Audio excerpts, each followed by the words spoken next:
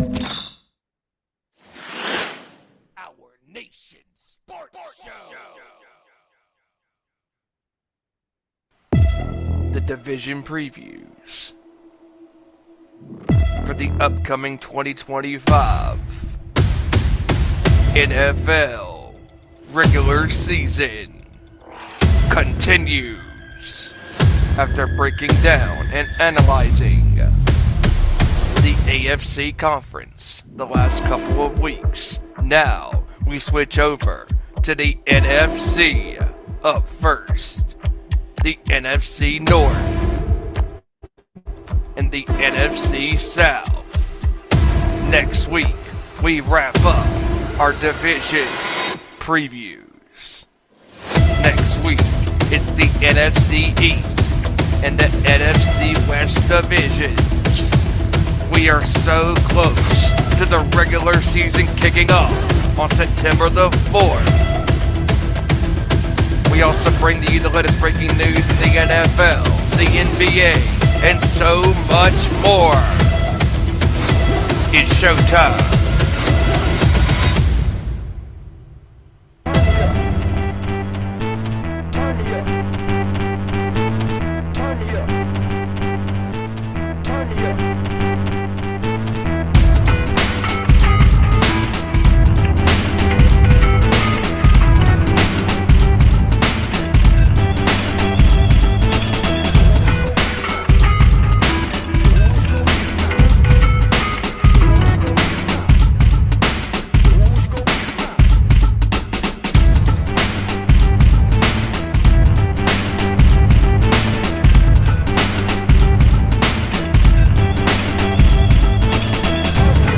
Good up to the court, talking all that is sport, breaking down the latest news, scores, and more. Welcome to our Nation Sports Show.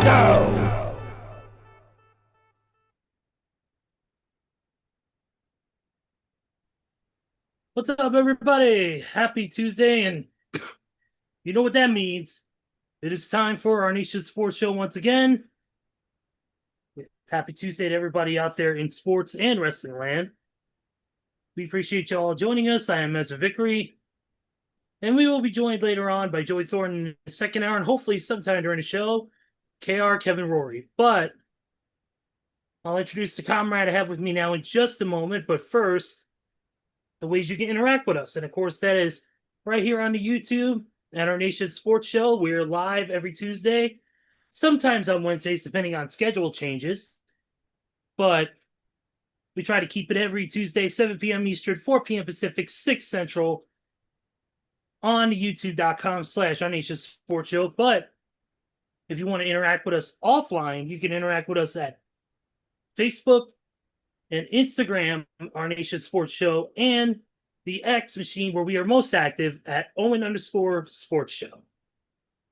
You can also interact with us on our individual social medias, which you can catch at the end of this video. And also, Steven will have that for you later on in the show at the end. But don't forget to catch us there and catch some of us sometimes on our sister show, The Nation's Corner. Nation's Corner is at 7 p.m. Eastern, 4 p.m. Pacific every single Saturday. And of course, it's the guys and gal covering all things professional wrestling. You can follow them at The Nation's Corner on the Instagram and on other platforms as well. And of course, Nation's Corner on Twitter. You can follow them on Facebook as well. And of course, they're going to be covering all things professional wrestling from a pretty good Monday Night Raw this week to upcoming events, including All In Wembley. Or not All In Wembley, I'm sorry. That would be Forbidden Door. Well, of course, with some epic matches on that card, and they're going to get into that. And next week, of course, Clash of Paris as well. And don't forget, this week is also NXT Heatwave, which will be the same day as Forbidden Door, but later on tonight. And they'll be covering that and all things in the world of pro wrestling this week, 7 p.m. Eastern, 4 p.m. Pacific on Saturday. And also, don't forget to follow at Too Sweet Cosplay across socials. Some of our members were at Fan Expo this past weekend, where you had some great talents from Rob Schneider to Hayden Christensen to the GOAT, the never seen 17, gracing Chicago with his presence one of the last 2 times, and that is John Cena, who was in town signing autographs, photo ops, and doing a panel. So some of our crew was out there, and it was pretty good weekend. And you can check all that out on at Tuesday Cosplay across all socials for any upcoming events that we're going to be at. We are looking at, of course, getting things set for C2E2 2026, which of course will be in the early months, March and April. So check that out. At least next year will not be the same weekend as WrestleMania, thank God. And check us out for all other cosplay and wrestling needs. All right, enough of my near 10-minute spiel and plugging the shit that I don't get paid for.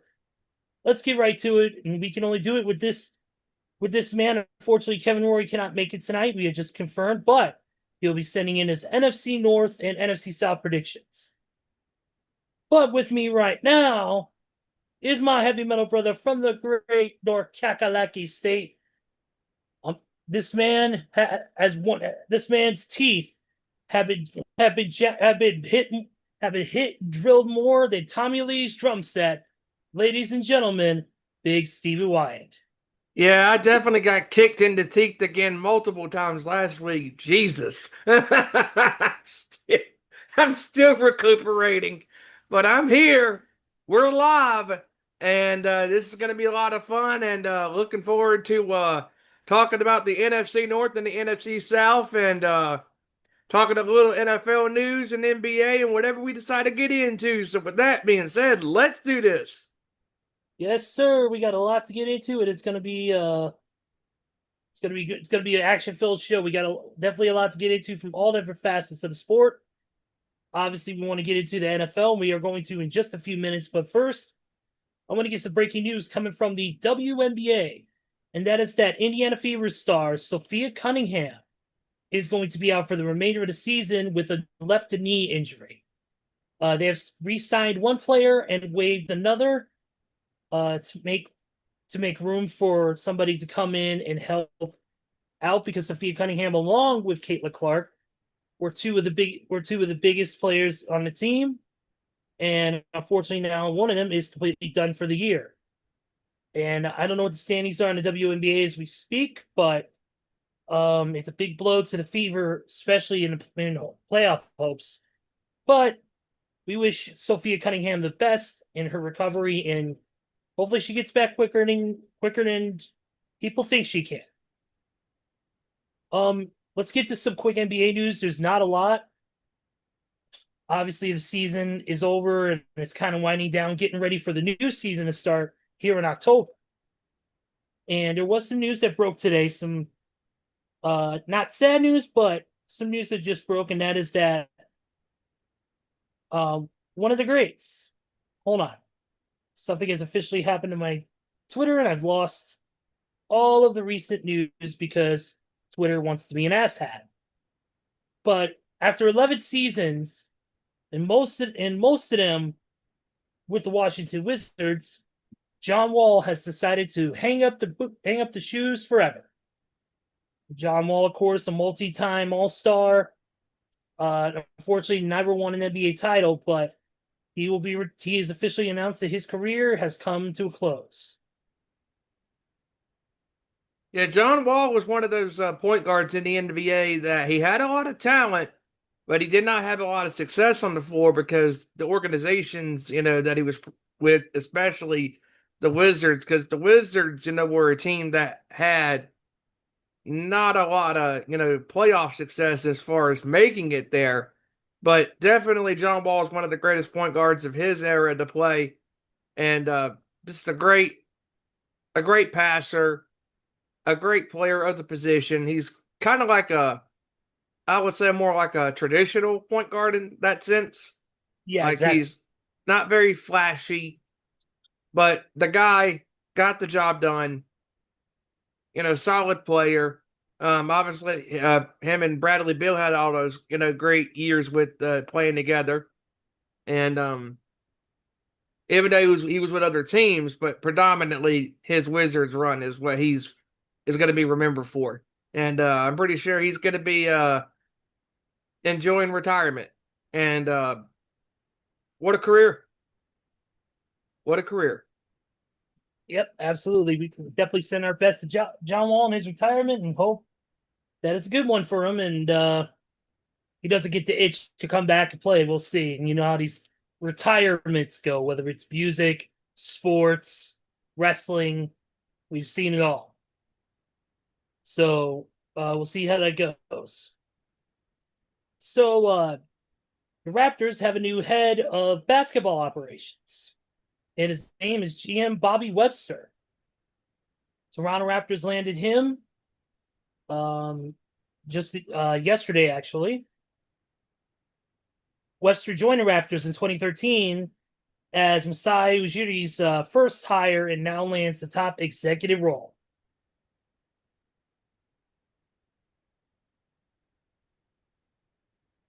Also, free agent forward Jalen McDaniels has agreed to a new deal with the New Orleans Pelicans. Or has agreed to a deal. He's averaged 6.7 points and 3.3 rebounds over 6 NBA seasons. Also, Caleb Wilson from North Carolina, a projected 2026 NBA draft lottery pick, to sign a multi-million-dollar shoe endorsement with New Balance.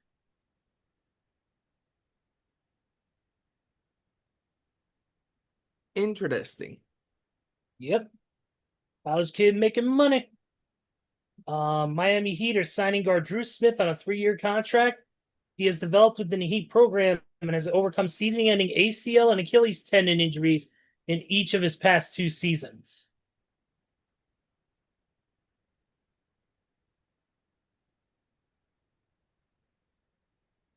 Also, the Miami Heat have traded Haywood Highsmith and a 2032 second-round pick to the Brooklyn Nets for protected 2026 second-round pick. The Heat have shed Highsmith's salary to lessen their salary bill. The Nets send Miami a 2026 second-round pick that is protected between 31 and 55.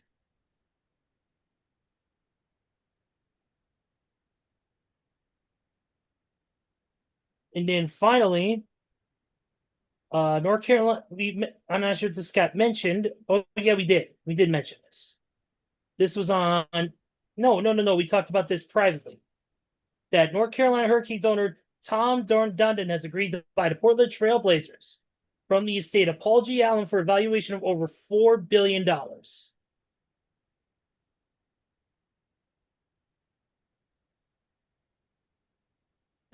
North Carolina Hurricanes underneath put at us next time. Oh, talking to Shams. Yeah, Shams Charania. And then finally, free agent forward Amir Coffey has agreed to a 1-year deal with the Milwaukee Bucks. Coffey spent his first 6 NBA seasons with the Clippers, averaging 9.7 points, 47% from field goal shooting, and 40% from 3 in 2024 and 2025. Milwaukee better get his minutes going now, because since Damian Lillard's not going to be there, they're going to need as much help as they can get. I mean, because if they want to keep Giannis there, man, because that's really the thing, you know, when we're just a couple of months away from the next NBA season kicking off in October, and we still don't know where Giannis stands, because Giannis is, you know, made it perfectly clear, you know, that he wants to be, you know, on a winning organization. And Milwaukee has not done themselves really any favors. I mean, the whole fiasco with Damian Lillard and how that was handled, and they still got some decent pieces to that team, but they don't have a full roster really anymore that can contend. But then again, the Eastern Conference is so wide open this upcoming year, because with the injuries that Tyrese Halliburton suffered in Game 7 of the finals, and Jason Tatum with the Celtics, and in the spring against the Knicks. I mean, the East is open for teams to make a run. It's just that, I mean, who knows? I mean, we have seen some crazy things and some shocking things that we didn't expect coming, and we've seen teams that were on our radars that weren't before, that made a run. I mean, the NBA now is where it has needed to be in the last several years with all this parity going on, and it's really nice to see, that really any of these teams that make it to the playoffs have a decent shot at winning, because who knows who's going to do it this year? Because, I mean, like I said, the West, and we've talked about this time and time again on the show, that the Western Conference is the end-all, be-all conference in the NBA. And the East, although there are some decent teams still, it's more wide open now because of the significant injuries. And Milwaukee, if they're going to make a run, they're going to have to get it going early on, either during training camp, getting ready, for the preseason in the NBA, but especially throughout the season, because I do not think that roster is built to win a championship. And mainly because who their head coach is. Yeah, exactly. I agree on that. They need all the help they can get, especially injuries, losing players.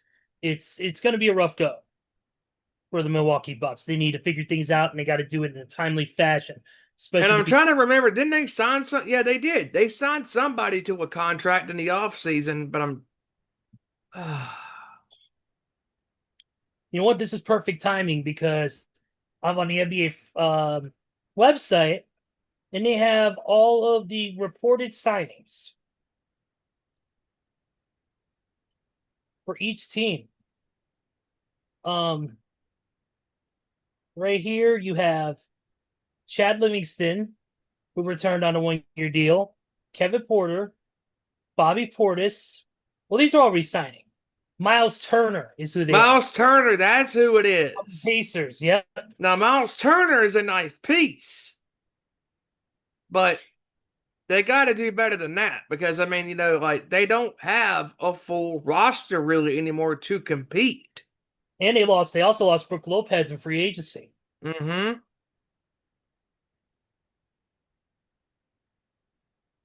And Brook Lopez is a hell of a big guy. He can stretch the floor and shoot the three, and he can defend very well, get down on the paint, and defend and shoot. I mean, just a great player. That's a great piece to miss, but Miles Turner is a excellent, excellent pickup early on in the offseason. Oh, yeah, definitely. Yeah, it sucked for Indiana to lose him, but Indiana has enough firepower still, even with Miles gone, that they could lose a guy like Miles Turner and still be okay. They got other, people that are about his size who can defend well and shoot well. So it wasn't a big loss for Indiana when they lost Miles Turner. It seemed like it at first. It was a shock, but it's the nature of the beast. But speaking of Indiana, Rick Carlisle has been signed to a multi-year contract extension. And good for him, because Rick Carlisle has proved time and time again that he is one of the best coaches in the NBA today. I mean, to take an Indiana team that nobody had on their bingo card of making it to the NBA Finals, let alone being one victory away from winning a championship. I mean, that is nothing to sneeze at, because Rick Carlisle is one of those coaches that you can stick him with pretty much anything that has a decent ceiling, and he will break through that ceiling. And just, this guy deserves all the money he gets, because, I mean, I know he's going to be known for his, his run with the Mavericks when they won the championship in 2010-11. But this run with Indiana, put that man in the Hall of Fame. Seriously. Put him in the Hall of Fame right now. Like, he is that good of a coach. Yep, couldn't agree more, man.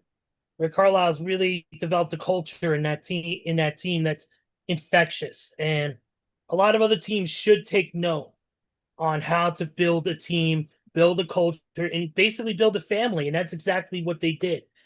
Even when Tyrese went down in Game 7, what did they do? They gave it their best shot. McConnell stepped up big time. Everybody did.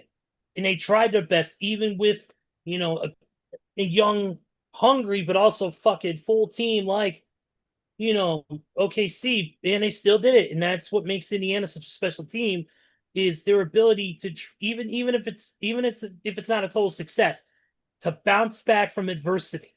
They gave it their all, but we could talk about that moment forever, but it's all about Rick Carlisle right now, and about him getting rewarded for the success that he's had over the past few years, and especially last year, getting them to the NBA Finals, getting them to Game 7, and coming so close to taking that NBA championship back home to Indy. So congratulations to Rick Carlisle on this new deal, and hopefully it won't be long before we see a nice parade going down downtown Indy. And who knows, I might make it out there. It's only 2.5 hours. Even though I want my team, the Bulls, to win a championship, and I could just go take the train, but I digress. And that's pretty much it for the NBA stories for the week. As far as Major League Baseball goes, I mean, obviously, we're getting towards the end of the season here. We're getting pretty close. The hunt for October will be starting next month. Real quick, that is hard to believe, even fathom and believe that we're even saying right now.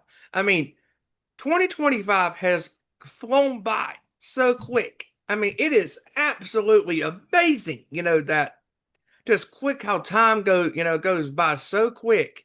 I mean, and before you know it, Thanksgiving and Christmas is going to be here. Like, it is amazing. I mean, Walmart has already put out Christmas stuff, and it hasn't even been Halloween yet. That makes my head spin. Like, really? Do you not see that we haven't even hit freaking the regular... We haven't even hit Halloween yet. We're not even in September, people. Stop putting out inflatable sleighs and Christmas trees. Put that stuff in the back. Keep putting out the inflatable skeletons and the giant things of freaking Nightmare Before Christmas. Keep that shit going. Come on. But yeah, it's been a crazy year that's flown by. I mean, music-wise, wrestling-wise, sports, of course, where we're talking about now. It's been a crazy, crazy ride. I mean, we just saw the Thunder win the title a few months ago. We just witnessed, we witnessed Stanley Cup Finals. We witnessed Alex Ovechkin breaking the goal record.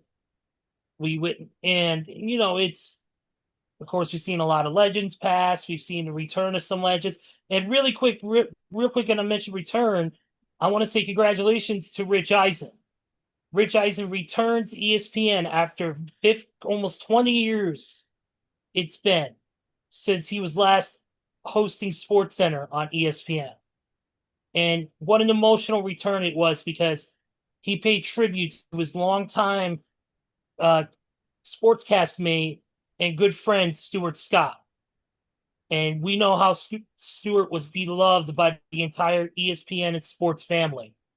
And that was his buddy, and he tearfully gave, a thank you to Stuart, for helping him out in his early years and getting him started and being just a good friend to him. And they had, I'm not sure if it was some sort of digital thing or it was a cutout, but they had a cutout of sorts of Stuart, like he's sitting right next to Rich.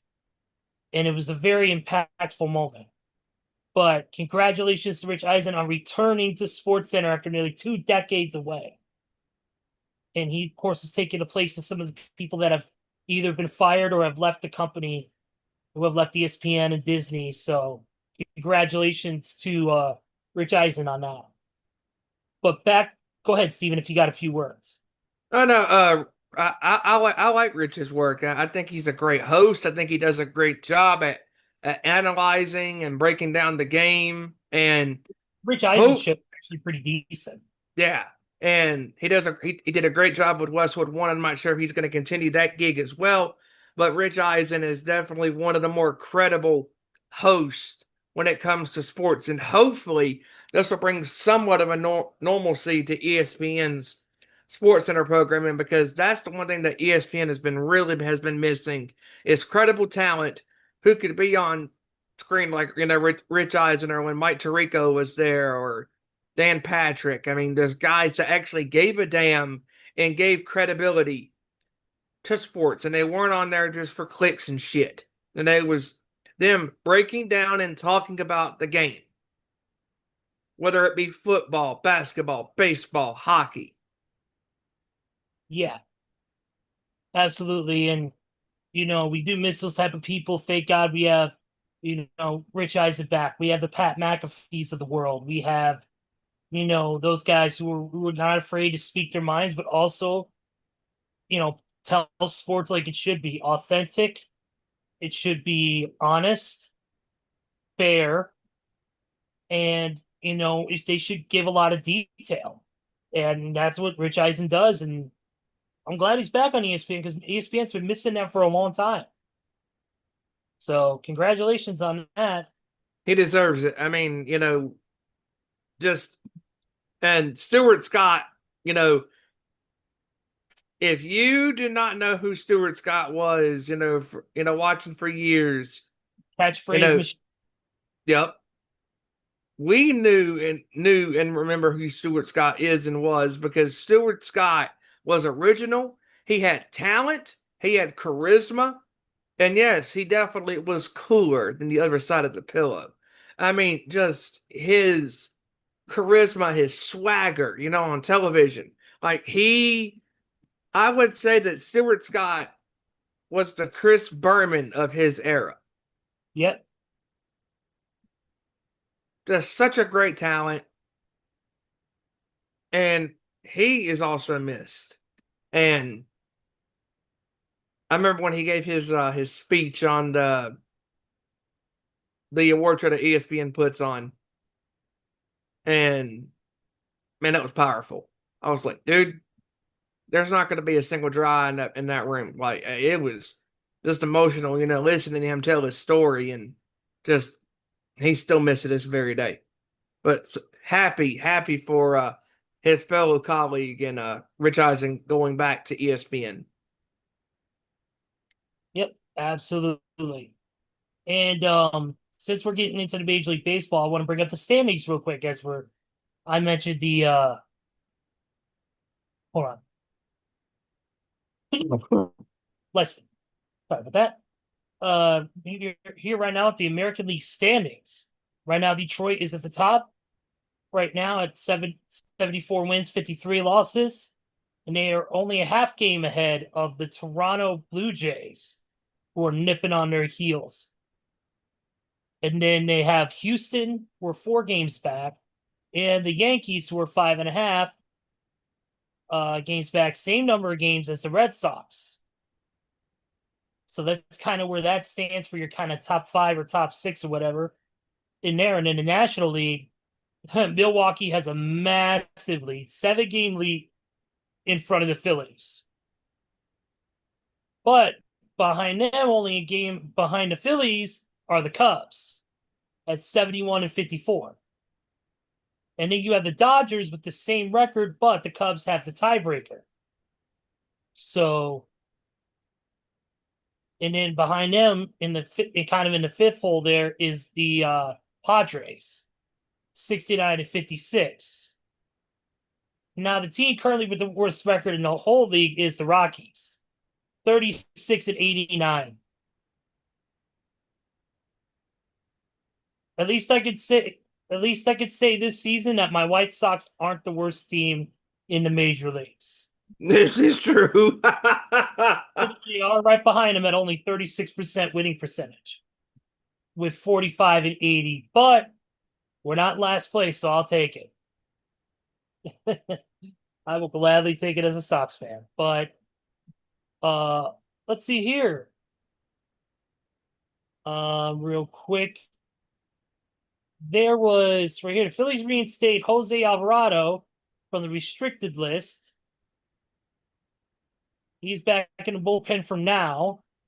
He served an 80-game suspension following a positive test for a performance-enhancing substance. He's still ineligible, though, to pitch in the postseason because of the conditions of his suspension and the overall rules of the rule that he violated. Seattle Mariners player Victor Robles threw a bat at an opposing pitcher on Sunday in a AAA during a rehab assignment in AAA Tacoma. So now he will be serving a 10-game suspension for throwing that bat.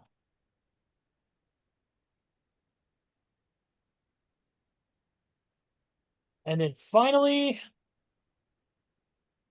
right here, Jacob deGrom will not start the next game for the Texas Rangers due to shoulder fatigue, and they're going to give him time to rest. So for you Rangers fans out there, if there's any that are watching the show, and probably not, I'm sorry, but Jacob deGrom will be taking a day of rest to allow his shoulder to calm down and get back to pitching shape. So, but that's all I got in the major leagues. So let's spend the next hour and a half talking about everybody's favorite subject, pro wrestling. No, I'm kidding. I wish, but it's the NFL, and we got a lot to get into. And obviously, the biggest thing is the changes in the quarterback starts for week one. And one of the biggest ones is that former, I believe he was Giants quarterback, right? Daniel Jones? Yes, he was. He's the guy who would trip over ghosts, right? Yes. Well, he might be tripping over the ghost of Anthony Richardson because he's starting week one. And those definitely will be the ghosts of days gone by. And now with him starting, Anthony Richardson's agent is concerned about the future of Richardson going forward. Because even though it wasn't a position for him to win, Daniel Jones was picked instead of him. So what does that say? Well, that tells me a lot. Anthony Richardson cannot stay healthy. That is the biggest thing about Richardson's young career in the NFL as a pro. I mean, although he has talent, he doesn't have the consistency of playing on the field because the poor guy can't stay healthy to save his damn life. I mean, he's having shoulder issues and not only that, but my biggest problem with him and some of these younger quarterbacks are guilty just like he is of it, not sliding and protecting yourself. Live to play another down. Like just slide. It's okay. So why don't you just slide? Yes, I did just pull a Google Dolls reference. If you hate it, go fuck yourself.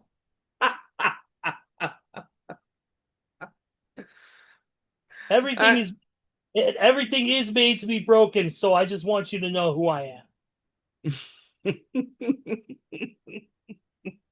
I love it.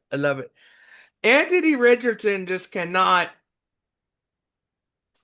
stay upright on the field. I mean, ever since that first concussion that he suffered and shoulder injury that he had, clearly from the get-go, he cannot stay at all on the field. I mean, some people just don't have, I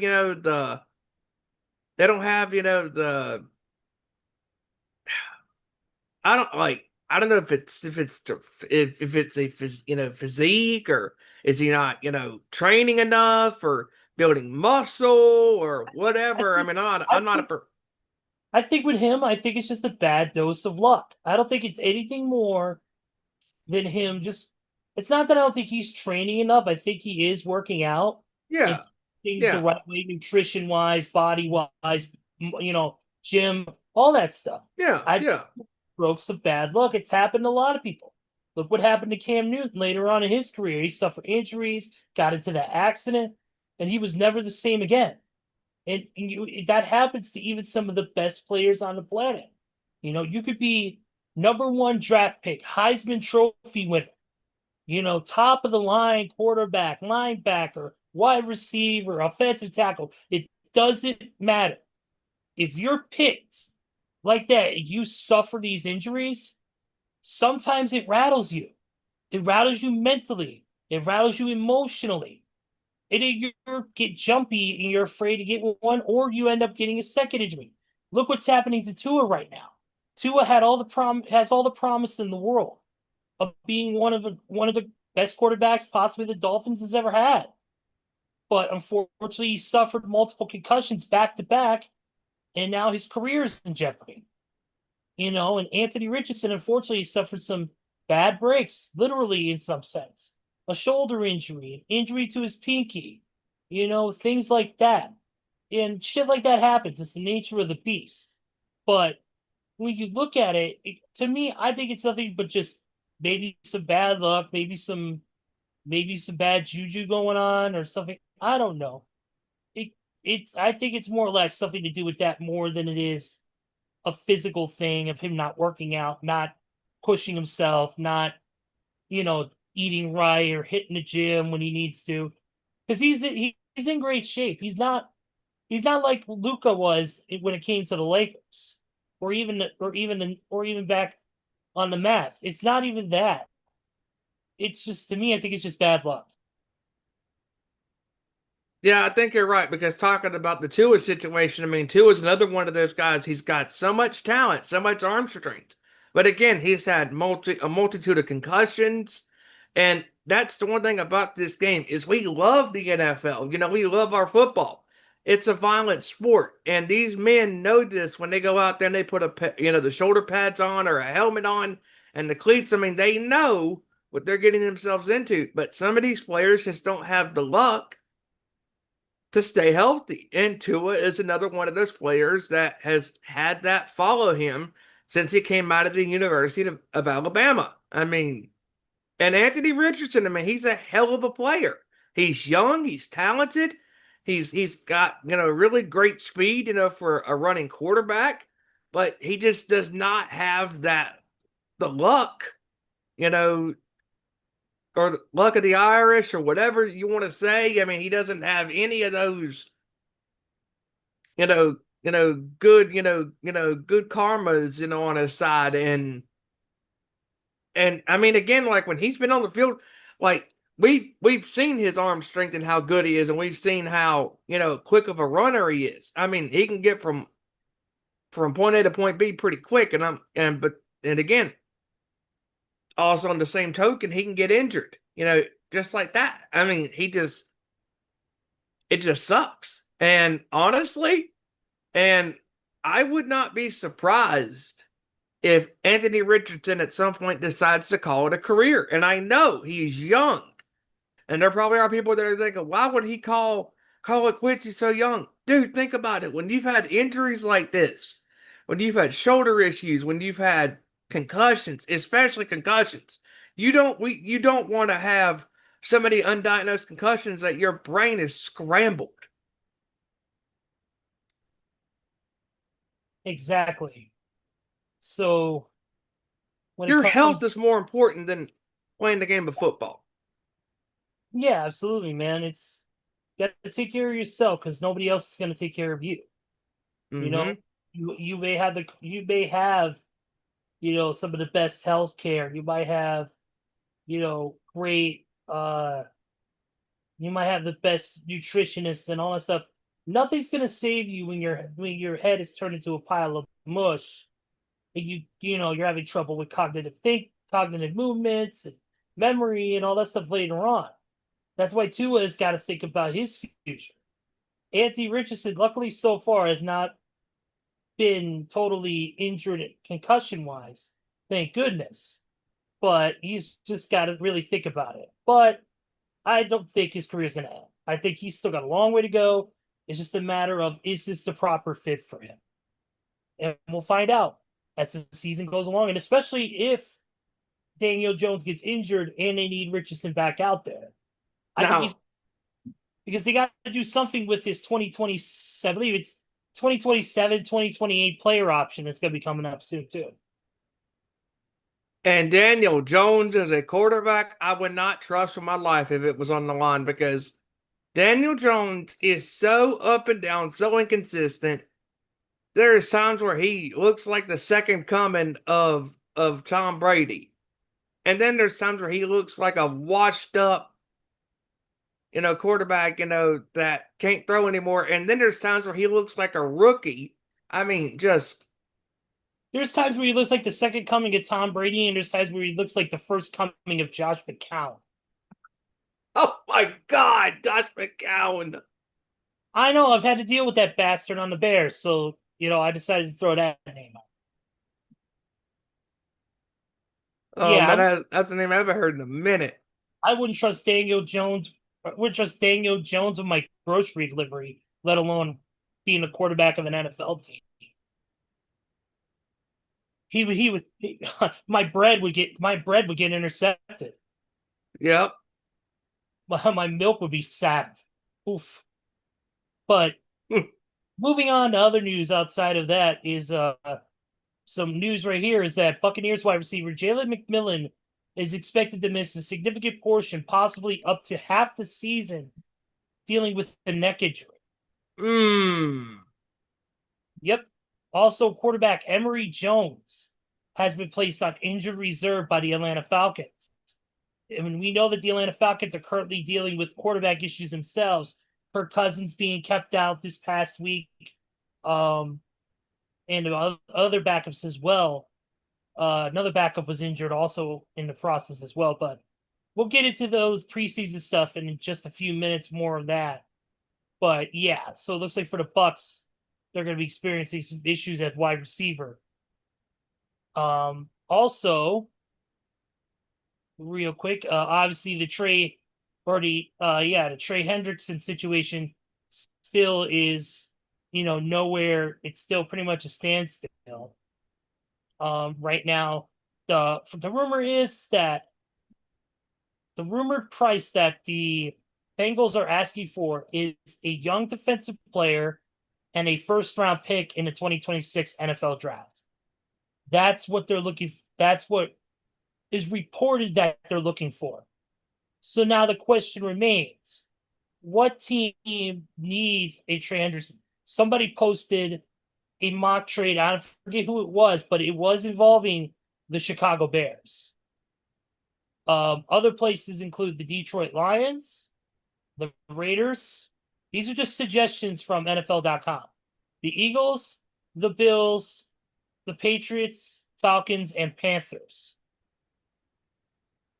Well, I tell you, the Lions would be a hell of a pickup for him because Detroit needs all the help in the world on their defensive side of the football because their defense, if Aiden Hutchinson is not getting it in, and getting on these quarterbacks and these offensive linemen and beating them off the football. I mean, they need to have somebody out there who can cover some ground. And man, if they can get Hendrickson, man, he's one of the best defensive players of his position and of his era right now. And again, Cincinnati, if they let this guy walk without a contract, or if he gets traded, man, this is going to be a huge blow to that team. Because, and I know Kevin gave his hot take saying that he thinks that Joe Burrow is going to win the MVP for this year, 2025-26. That's great and all, but you got to have a defense that could protect you, because that was one of the main reasons why Cincinnati, and we talked about this when we were doing the AFC North and AFC South a month ago. Maybe on Madden he'll win the MVP, but not in the freaking not in real life. Stop that. You know as well as I do, if anybody is going to be an MVP this year, we're looking at either the Eagles, who are going to look to go back to back. You've got the Ravens, who are going to try to get that championship again as well. And if anybody's going to be an MVP, it's going to be fucking Lamar Jackson. because of how good that guy is. It just depends on the team he has around him. But, on outside of that, you're right, Steven. They can't let him walk. They just can't. But if they do, that team is going to. I'm not saying it's the end of the Bengals as we know it, but it's a big blow. And it's not going to help them by any means. But If they do that, they'll turn right back into the Bungles. Yeah, pretty much. And, when it comes down to it, when it comes to this whole situation, when we mentioned Detroit, they have several injuries on their interior.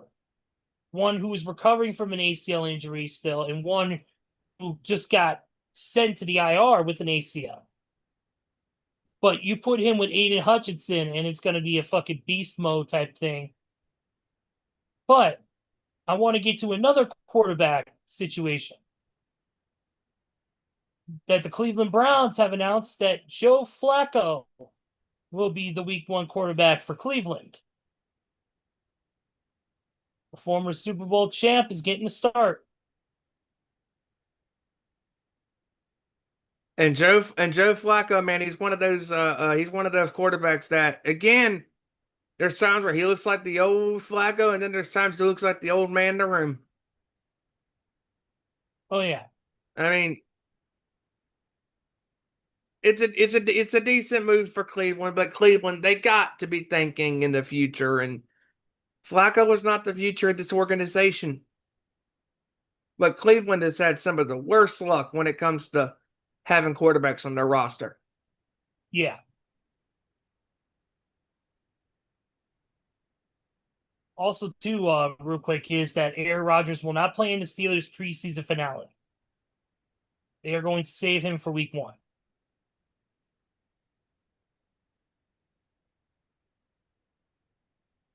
Oh, and here's a little nugget. The Cowboys face concerns at QB2, left tackle, and defensive tackle.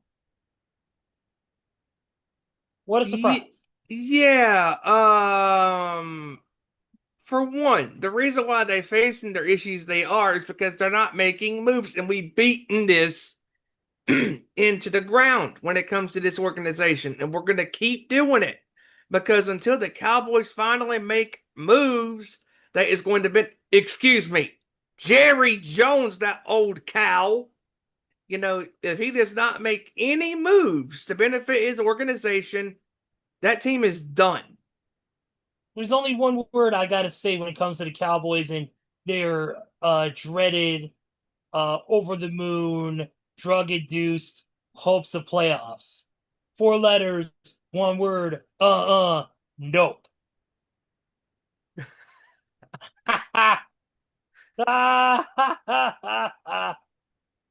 Thank you, Jay Uso. By the way, 4 letters, 1 word, yeet.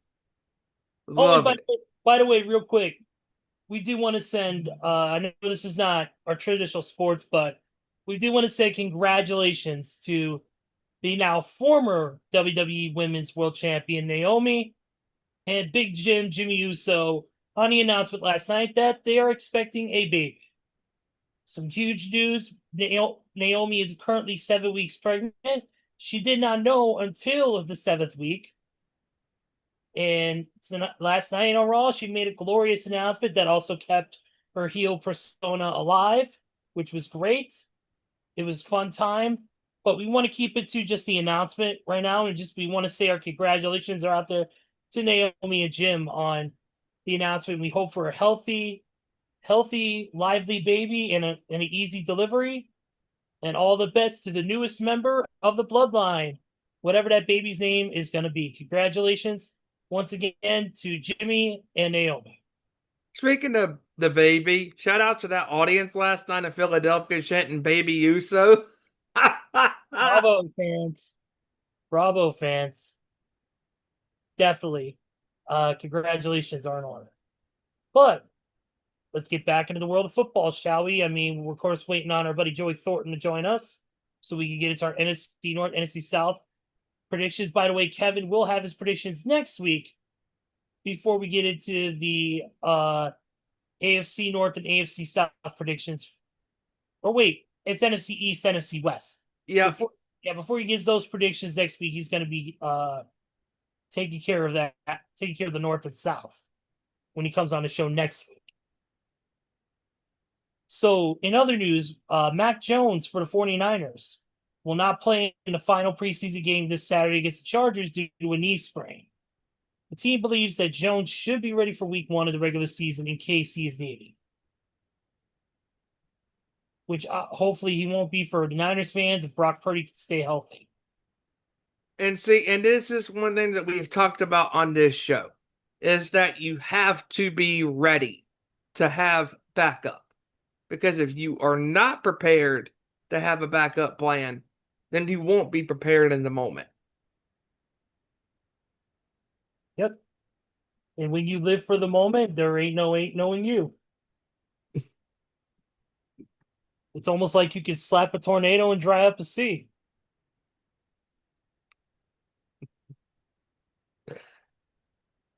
Yes, I threw in a Matt Hardy reference. Once again, shut your... That was wonderful. Yeah. Yeah. Of course it is. I'm the one who said it. But no, I'm kidding.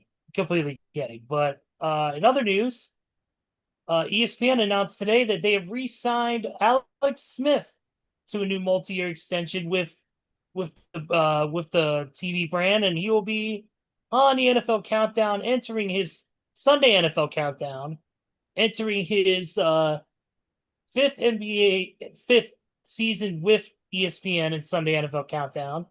He will also add appearances on Get Up and First Take, and he will remain in his signature role of Super Bowl coverage as well, as part of his new deal. Also, Field Yates has also been re-signed. And he will be, of course, he will do the usual NFL draft, fantasy football, and host, analyst, and insider on everything else. You know, there's kind of a common theme going on here at ESPN. They're finally realizing, oh, we absolutely have been sucking the last couple of years because we let go of our actual talent that knows what the hell they're talking about. Oh, let's bring back the people that actually give a shit about the sports, and that are not going to make an ass out of themselves and, do clickbait and lazy reporting. Yep, absolutely. It's all it's become nowadays. It's been fucking clickbaits. So, and what Steve has said is truly a clickbait response. But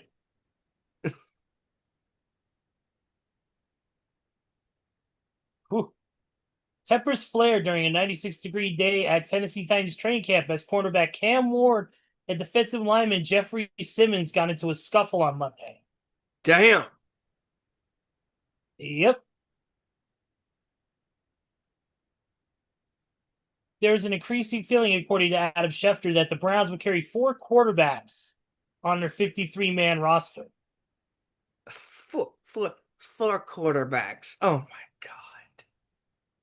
They need all the help they can get. They're the Browns. Fuck them.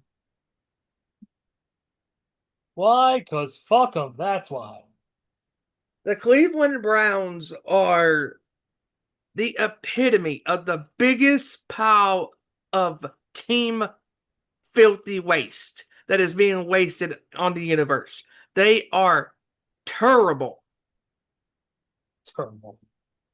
Hit us with the Charles Barkley. Nice. All right. Also, too, although Cleveland's second-round pick, Quinshon Judkins will not face any charges, he and the Browns have still have been unable to reach a deal and may not until the end of any NFL investigation. Let's see what else. Former Jaguars and Bills wide receiver Gabe Davis is flying back to Pittsburgh today and is scheduled to visit the Steelers on Tuesday for a second time this offseason. Steelers are continuing seeking wide receiver help. Oh, because Karen Rodgers needs all the help he can because he doesn't really have nobody besides DK. That's it. Yeah, that's all he got. DK Metcalf. You know, they got rid of everybody else. Why not? Matt Stafford returned to practice yesterday too after being out due to his, I believe it was back issues. But he's back at practice, ready to go. So for the Falcons preseason, listen to this. This is a nutty situation. This is Friday versus the Cowboys. Quarterbacks Mike Penix Jr. You mean Mike Penis? Whoever messed that up in the news needs to be fired immediately. Oh my God. Don't feel bad. It's the person who put a G instead of a C in the word ticket on a freaking post thing on, I think it was music or something. I saw it online and it said TIGKET. I'm like, what the? What? God, I felt like my IQ went down about 4 notches. Then again, hanging with you, the drools, makes my IQ go down even further every time. But next thing you know, I'm going to be like, well, in case you're needing assistance, well, here's a quarter. Call someone who cares. wow. Wow. Oh, man. That's just bad. But you see, none of your insults hurt me. I'm 10 feet tall and bulletproof, so. So, there you go. By the way, real quick, I had a great time at the Travis Street Show, Hard Rock Casino in Gary, Indiana. 62 years old, all live, no tracks, no bullshit, still hits the notes, just as he did back in 1989 till now. Amazing band, backing band with steel guitar, bass, drums, regular guitar, keyboards, everything, man, all live, full band. It was a great show. Thank you to Travis and company for being just, great show. 2 hours, no opener. And thank you to the Hard Rock for being a cool place to go to. First time ever at a casino. Got to check it out. Great venue, holds only little under 2,000. So great show. But back to the Falcons situation. The Falcons right here for their preseason game versus the Cowboys. Quarterbacks Michael Penix Jr. and Kirk Cousins will not play. Quarterback Emory Jones is in concussion protocol. And Atlanta now has signed former Dallas quarterback Ben DiNucci. Wait, Kirk Cousins still has a job with the Falcons? Wow. Yes, he does. Oh, and you mentioned about Isaiah. Do you remember Isaiah Bond? Not right off. I believe he was charged with a crime, or was going to be charged with a crime, and he was found innocent. Wow. Well, Isaiah Bond was signed by the Cleveland Browns. Of course he was signed by the Browns. Yep, he was signed by the Cleveland Browns. Also, Dan Campbell was in a new commercial for Applebee's for the new Ultimate Trio, $14.99. Did he talk about biting kneecaps off? No, he would be talking about biting mozzarella sticks off. CD ref and get out of the way next time. What Oh my. the fuck? Hey, look who it is! What's up, everybody? Devin, what's up, brother? What's up, man? I thought I'd hop on here for a few minutes, give my predictions. But yes, What's up, man? CD Lamb next time you should CD rep and get out of the way because he also got fined $25,000 for celebrating on the sidelines too close to the field. So he loses in all aspects of that. Wait, Kev. Should CD Lamb's theme song should have been in this case, "Move, bitch, get out the way"? Yes, that's what the referee should be saying. But to CD's defense, CD Lamb probably should have proceeded with caution before the ref runs him over. Yeah, no yeets. No yeet. Oh my god, it was great last night. Yep. Yeah, guess what, CD? You ain't get you nobody's giving you shit.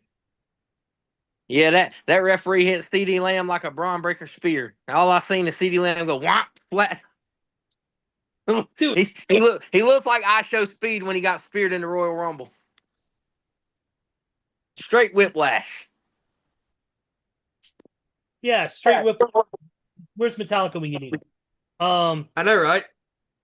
But yeah, man, we were just going over some of the quick news stuff. I know you ain't got much time on here. I know you just got home.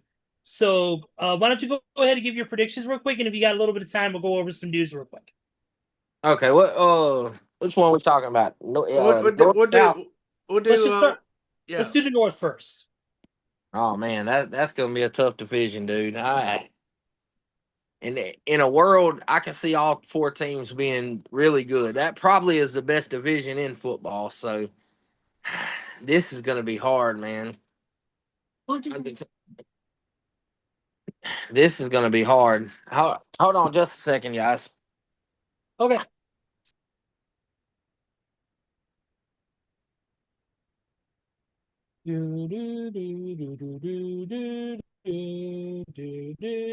Thanks for the Jeopardy theme.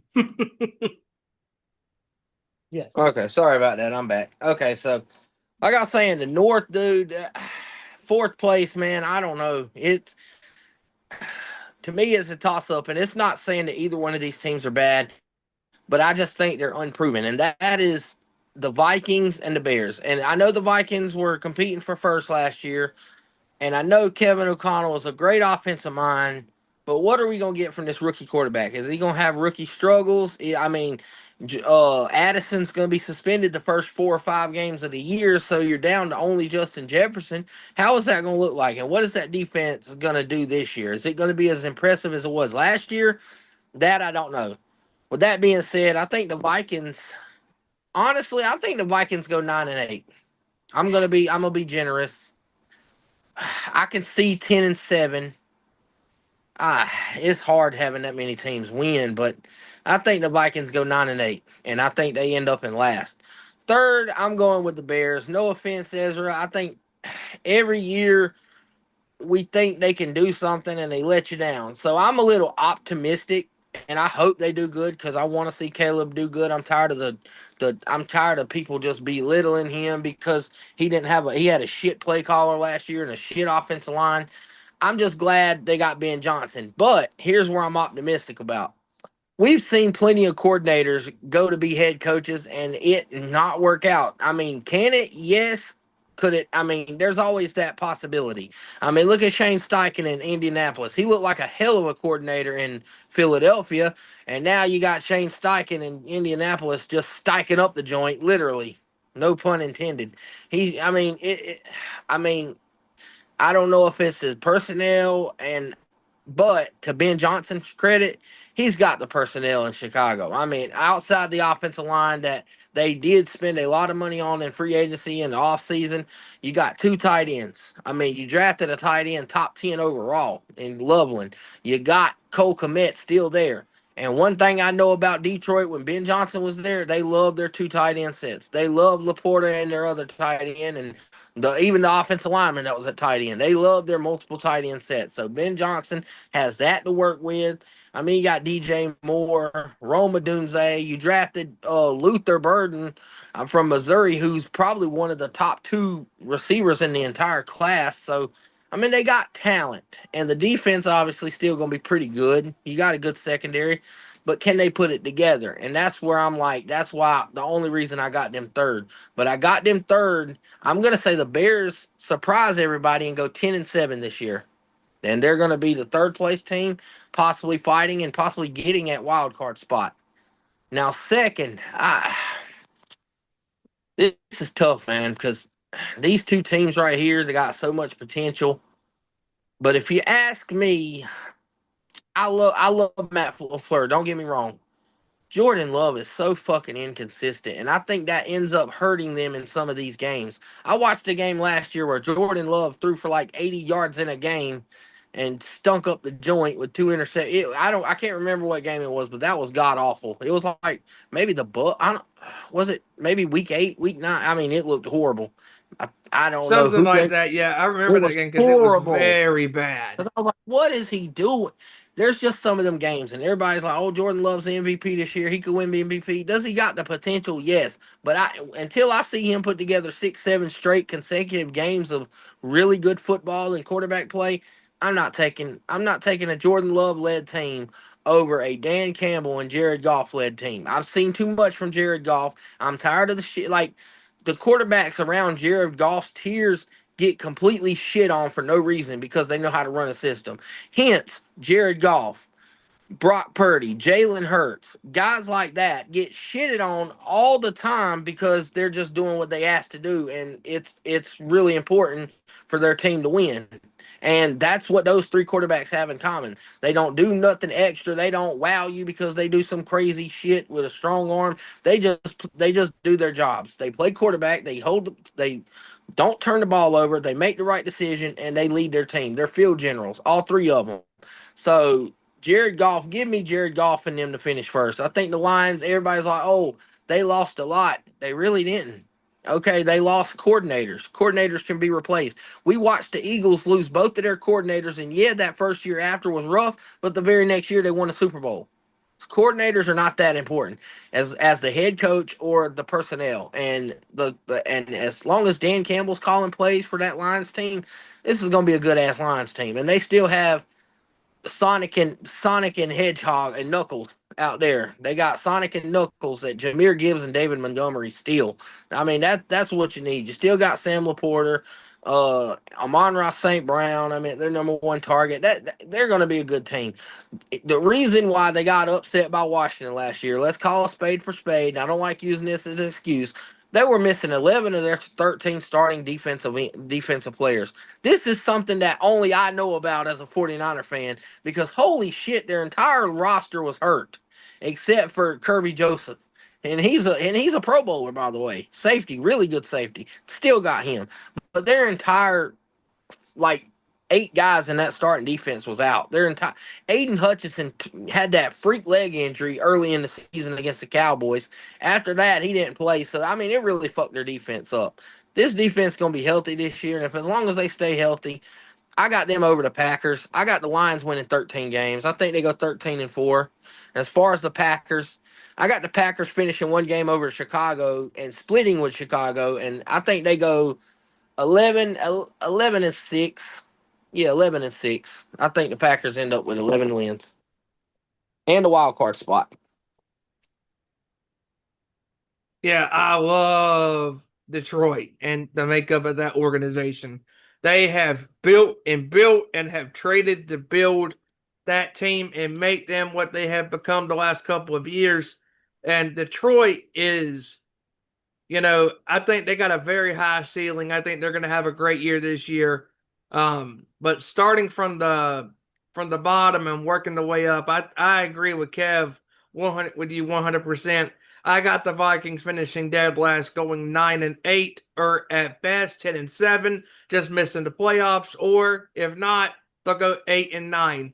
I just think that team has a lot of issues that needs to be addressed, and plus we don't even know how McCarthy is going to be with him being a rookie, technically a rookie because he didn't play last year because he was injured, and we know that they had a good run last year, but I just think that this is a different Vikings team, and they don't have the makeup right now to be a deep team to make a run of the playoffs. And same goes with Chicago. Now, Chicago, on the other hand, has talent. They have a head coach in Ben Johnson, the former offensive coordinator of the Detroit Lions. And I think Ben Johnson is going to be a welcoming addition to Chicago. I think Chicago is going to do good this year. But I think, again, having to deal with the Lions, having to deal with the Packers, those can be 4 losses right there on your season, and not to mention whoever they're playing outside of the NFC North, depending on who the outside, non-conference games are going to be. I mean, if they're having to play teams like the Bills and the Ravens and the Chiefs and the Texans, I mean, you name it. I mean, the Bengals. I mean, it's just Chicago to me has a pretty high ceiling too, but I don't think they're going to get there just yet. I think Chicago, I think they're due to have a good season. They haven't had a really good season in a very long time. And I think the last time they won the NFC North was around 2017. Yes.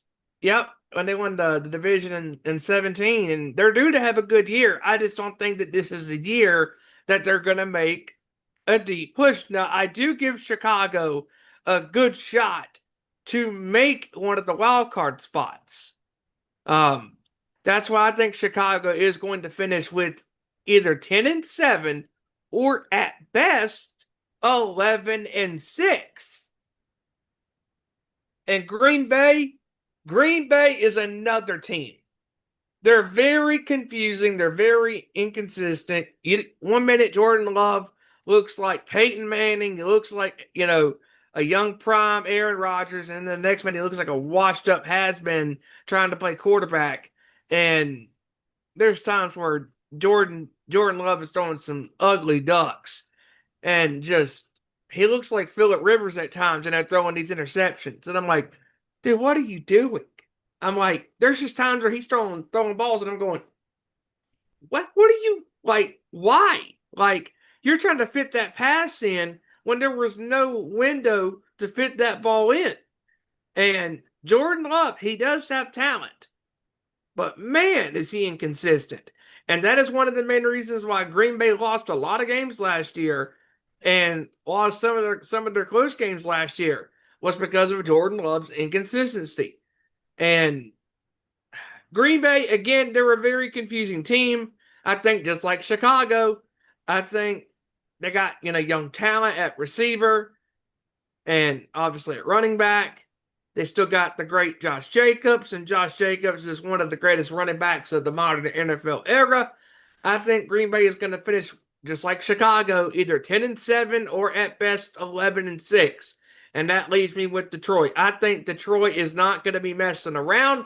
I think Detroit's going to go in there. They're going to kick people's asses.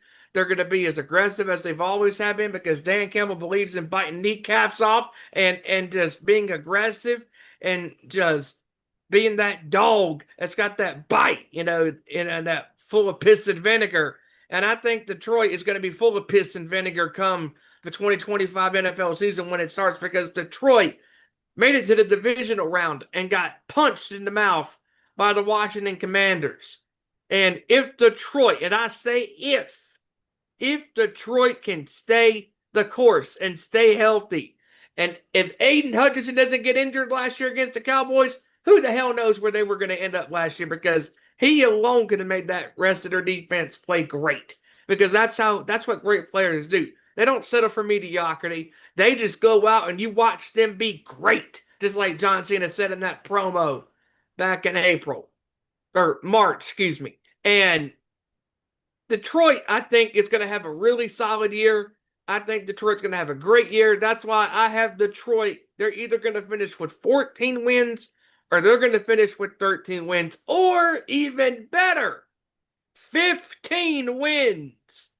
Between 13 and 14, but if better, 15. All right, this should be interesting. Obviously, I have loyalties and all this stuff, but I'm also a realist. So here we go. Vikings, last place. No fault. I mean, obviously, we don't know how the JJ McCarthy situation is gonna play out. That's one of the biggest things. All these teams are good in their own way. All these teams got a lot of potential and a lot of promise to make big waves. And, it takes time. It's not a 1-year experiment. So I have them at similar record, 10-7. I think that, or at least, actually, no, I have them at 9-8. They're gonna make some noise and they're gonna get some pretty solid wins. But I just don't think it's gonna be enough. And this will be the year where they can figure out what they did wrong and then correct it in the offseason coming up with the draft and all that. So that's where I have them at 9-8. Third, I actually disagree. No, actually, I do agree. I'm with the Bears in third. They'll get a wild card spot. I have them at 10 and 7 as well. They have a lot of promise. Caleb Williams. I hope this will be the year for him. I hope this will be his best year yet. Offense looks great. Their offensive line is now stacked. We spent some good money, get some good players. Cole Kmet looks sharp, especially in this past preseason game against the Bills. He looked real good. And we got great backups too in case Williams goes down, including with Tyson Bagent, who in that game against Buffalo in the preseason, I know preseason doesn't mean a damn thing, but he looked really good in that preseason game against Buffalo. So I have a lot of faith in the Bears and the defense, of course, is the monsters in the midway. I mean, that's what we're known for. Yeah. So I have them with similar record 10 and 7. Green Bay is only going to be ahead.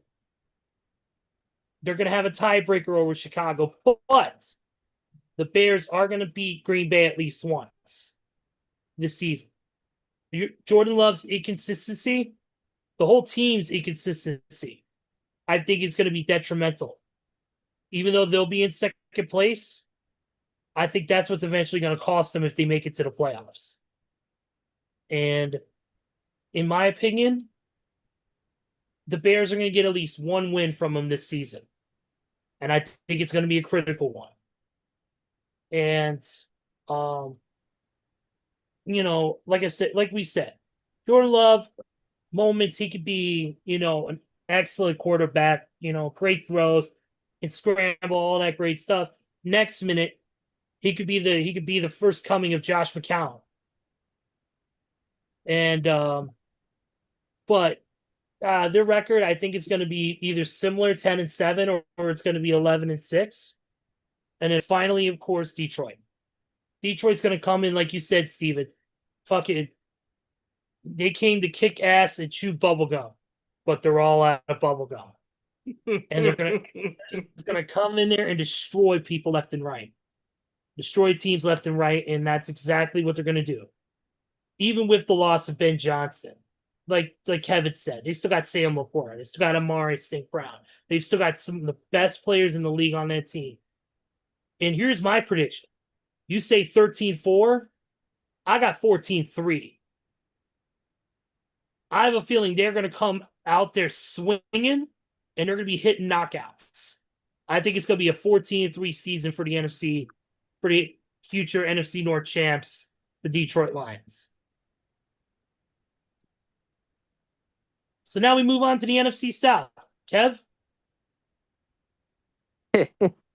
Oh boy, we go from the best division to a shit division. So I can't even be mad at it. But anyway, this is kind of hard because 3 out of the 4 teams are complete dog shit. And the good thing about it is the good thing about it is his internet's just as shitty as the Cleveland Browns. eating other dog shit. So in fourth, as bad as that's pretty shitty. Anyway, I think in fourth, I'm going with the Saints. They're just ass. They don't have. I don't even know who their quarterback's going to be. They have no receivers other than Chris Olave, who spends more time in the infirmary than he does on the practice field. It seems the last 2 years. Dude, I don't know. But as bad as the Saints are, the Saints should honestly only win 2 games. They should be 2-15. However, they play the Panthers twice and they play the Falcons twice, and both of them you never damn know on any given Sunday is what they call it. And I watched that shitty Saints team a year ago beat the damn Dallas Cowboys. You know what? I'm gonna give them a couple wins. I think the Saints finish last. I think the Saints honestly go 5-12. Yeah, 5-12. I think they end up with 5 wins. And you know what? Third place. It's gonna be another shit team. I'm gonna take a guess. It's gonna be the Carolina Panthers. Yes, Steven's favorite team. Man. That's why he's grinning over there. He knows it. The Panthers, the damn kitty cats. And here's where I struggle with. They're not bad. They're not good. They're not even mid. They're just below it. mid. They're just there. They're just in Charlotte. I mean, they're not good and they're not bad and they're below mid. So I got the Panthers in third. I think they win seven games. I'm gonna go. They go 7-9 or 7-10.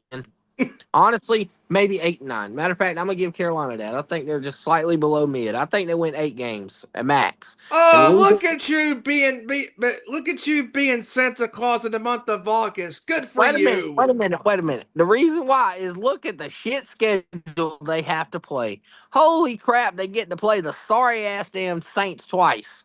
So I mean, there's room for wins, and I'm gonna give them wins off of that. I mean, Bryce Young might not be complete cheeks. He might be just, I mean, average. I mean, hopefully, let's just hope not. He don't go get beat out by bum ass Andy Dalton again this year. But he might be complete average. I mean, the receiver they drafted, I believe he's got a lot of upside. I believe that's a star. I mean, McMillan, T Mac, I believe that's going to be a star.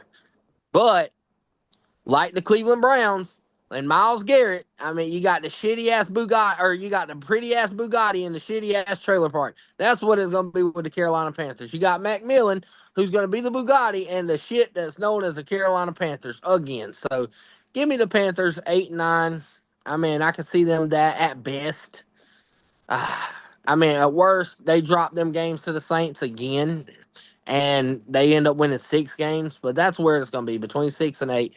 And then the Dirty Birds. Only thing dirty about them is them trying to win games because they're not going to win very many games either. Give me the Falcons in second place, a shitty second, not a chance at a wild card. I got the Falcons. They're slightly over mid. The Falcons are going to be 1 game better than the sorry Panthers at 9-8. I think that's all they get. I mean, you know what? Whoever that's great, Kev. You got Michael Penis. I was just about to say that. Whoever did that typo on TV knew what they were doing because they're gonna play like a bunch of penises out there. So Michael Penis Jr. and the rest of the damn nuts out there on that damn field. I don't think the Falcons are gonna compete. I mean, I think they're gonna be mid average. Defense might be a little better. I mean, but you never know. This clown, damn, what's the tight end's name from Atlanta? Oh, Kyle, right? The name from Kyle, what? oh my God. I know. It's on the tip of my damn tongue, man. But that dude, Kyle, is it Pitts? Kyle Pitts, yes. Kyle Pitts. What, dude? You are projected to be an elite tight end in the area of a George Kittle, Sam Laporta, tight ends like that, Brock Bowers, and then year after year after year, you do complete dog shit. Complete dog shit.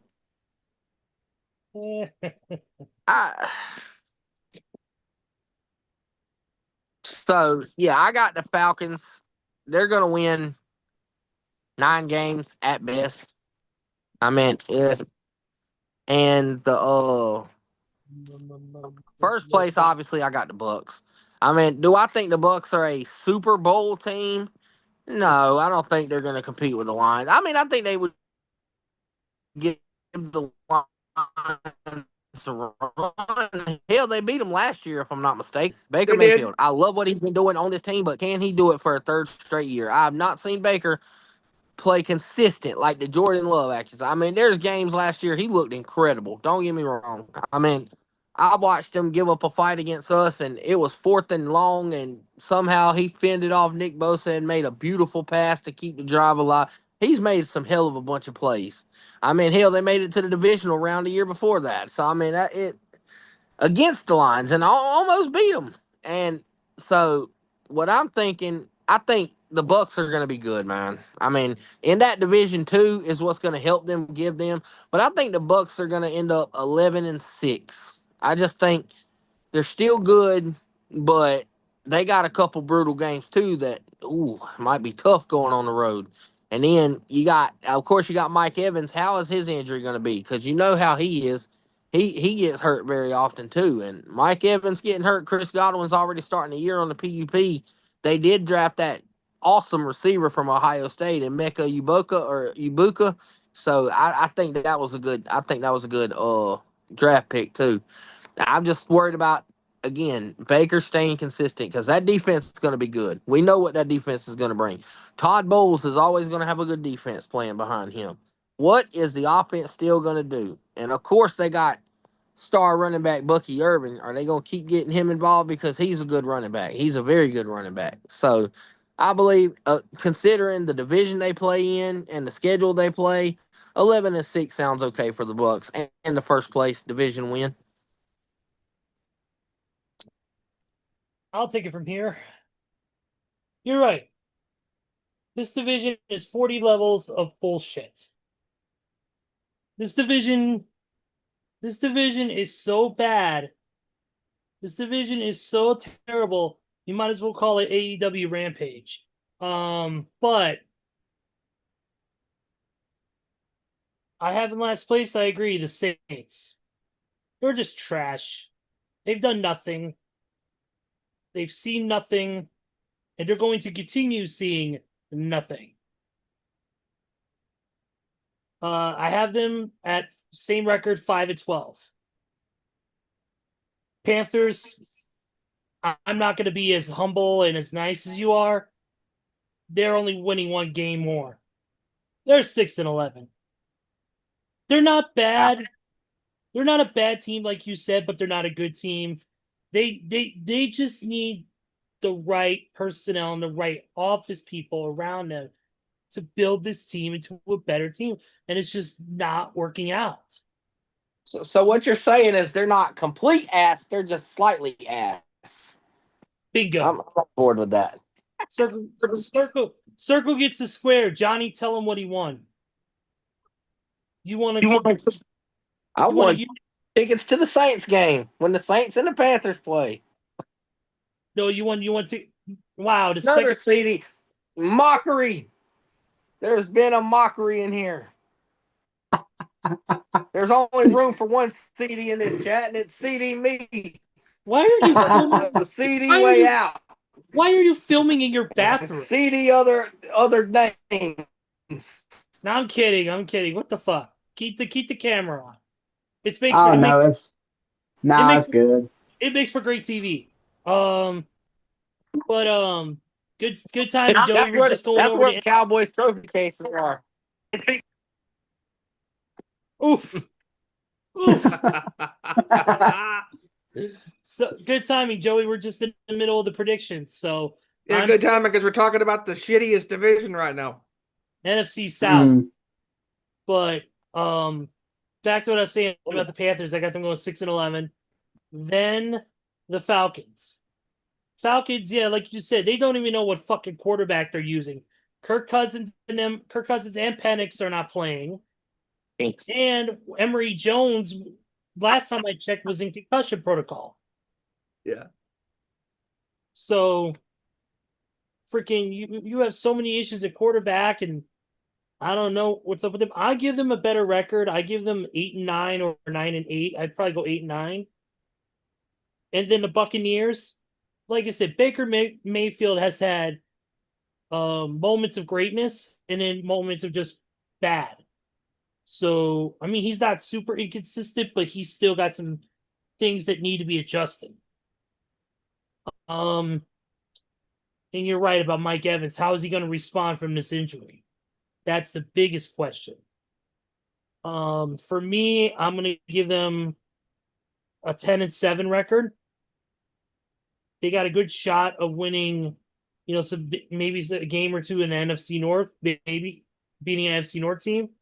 But I don't see them being anywhere near sniffing Super Bowl anywhere at this point. I just have them, making possibly a cut to wild card maybe, but we'll see. You know what? Joey, since you just walked in, how about Why don't you give us your NFC North first? All right. I was telling Steven the other day that I am gonna have a hot take as far as the NFC North after my surprising hot take last week. Um, Bring it but on. Let's this go. hot, yeah, but this hot take is gonna be, how can I say it? It's gotta be, something has to happen in order for this hot take to officially take place, of course. Okay. A certain team has to get all their chips in one stack, and this certain team is going to have to prove that they're still not living down the Hail Mary from last year. And yes, Ezra, I'm talking about your Chicago Bears. Yeah. But if the Bears can put all their chips in the right stack, and if they can come out and be the playmakers that they know they can be, here is my hot take for the NFC North. Every single team in that division, in that certain division, will have a winning record this season. Every Wow. single every single team. But that's only if the Bears can come out and be the playmakers that I know they can be, or that they know they can be. So, with that being said, I still feel this is Detroit's division because Detroit is clearly the best team on paper on both sides of the ball. And now that they're going to have Aiden Hutchinson back, as long as he stays healthy, he's going to be the defensive leader on that field for the Lions. Excuse me. Now, second, third, and fourth are definitely going to be toss-ups because any one of the remaining three teams could vie for second place. But I think I'm going to give number two to the Packers, mainly because the Packers do have a decent team. They're going to be stinging over the loss of Jair Alexander in the secondary, of course, who was their defensive leader. But I do still think the Packers have a great team. Um, Third place, seeing as how I don't really know what to expect from JJ McCarthy, I'm gonna put Chicago at number three because like I said, I don't really know what we're gonna expect from JJ McCarthy. I mean, he could come out and look like Sam Darnold from last year, or no, that's a bad example. He can come out and look like Tom Brady, or he could come out looking like Ryan Leaf. I'll just put no. He could come out looking like Jamarcus Russell. We don't really know what to expect. Well, Joey, I And don't think that's possible because he's about 200 pounds smaller than Jamarcus Russell. well, yeah, that is true. That is true. I'll give him that. He could look like Lindell White. He Oof. could. But seeing as how he will have Justin Jefferson to throw the ball to, I do think JJ McCarthy's gonna be doing a lot. But is it gonna be worth a playoff spot? I don't really think so. I think the Vikings are gonna come up short for the playoffs this season. So records wise, I could see Detroit going at least 12-5, maybe 13-4, but I would say at least 12-5 for sure. Um, Green Bay, I'm gonna say 11-6. Um, for Chicago, I'm gonna go either 9-8 or 10-7, and whichever one Chicago finishes with, Minnesota will finish one game behind Chicago. So let's say if Chicago finishes 10-7, Minnesota will be 9-8. If Chicago finishes 9-8, then Minnesota will be 8-9. It's going to be a dogfight, I believe. Okay. I'm not mad at that. I have the Bears at 10-7 myself. You pretty much you're dead on.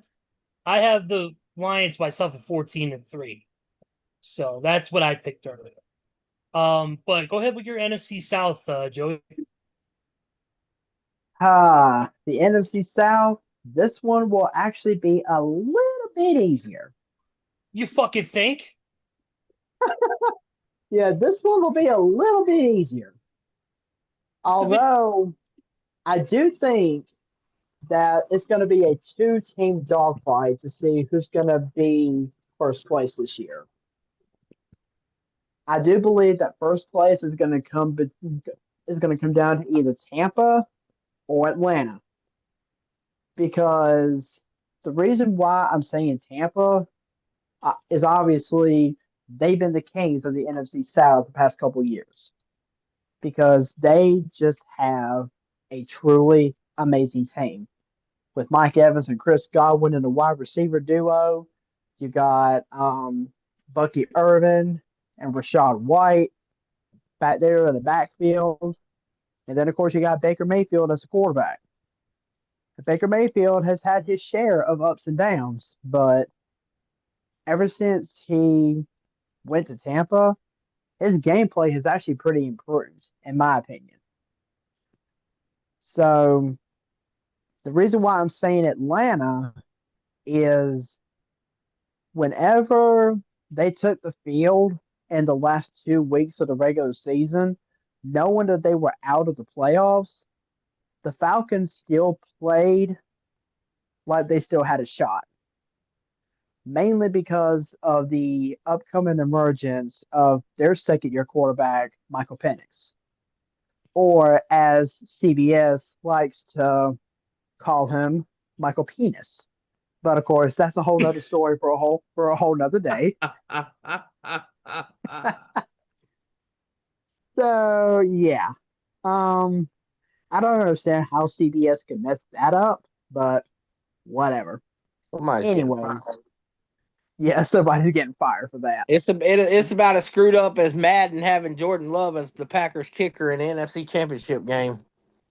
Nah, I would say that's about as screwed up as having your entire offense on the field while in the middle of a kickoff return and your offensive guys just standing still like the Panthers' offensive line. Yeah, you gotta love EA before the first update drops. You gotta love all. You gotta love it. Did y'all see the ones I sent last night? Mind you, this was the NFC Championship game against the Packers. Jordan Love is the kicker on kickoffs. Couldn't even get the ball into the return area. Then they had Mr. Fat Boy over there, the defensive tackle, playing tight end, dropping the ball and getting 100-yard pick sixes caught. And then they go to punt, and they punt the ball not even to the linebackers and 10 yards away. Oh my Wait a minute. God. Wait a minute. You said you had a big boy taking 100-yard pick sixes to the house? When did you have Eddie Lacy? They had the big boy. What happened was the big boy ran a little stick route on the goal line. It hit the big boy in the hands, popped up, and my corner caught the ball and ran it 100 yards back for a touchdown. I So said, wait a minute. Don't put Fat Boy as a tight end. So wait, I didn't know Eddie Lacy was out there. It looked like Eddie Lacy. It looked like he returned to the Packers with number 71, Eddie Lacy. I said, you know what? And this is why you lose 52-3 in the championship game. I don't know how that Packers team went 15-2 in my season, but I digress. Oh my God. Madden, get your updates, fix this shit, because how do you have a 15-2 team have all this shit going on in the team? Oh Lord. Oh Lord. But anyways, back to my NFC South predictions. I am gonna give the nod to Tampa once again because Tampa is a better team than Atlanta, in my honest opinion. It will not surprise me though if Michael Penix does play good in his sophomore season. And if he does play well, I mean, I could see Atlanta possibly overtaking Tampa, but as far as I'm going with right now, I'm gonna go with Tampa. Um, Third place, I'm gonna go with Carolina, mainly because Carolina has somewhat, and notice I said keyword somewhat improved. They still got a long way to go, but they have improved somewhat.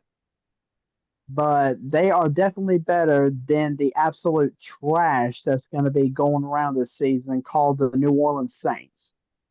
I mean, the Saints, they just they have way too many holes. They have an inexperienced head coach. They're pretty much relying on a rookie quarterback to start off their season.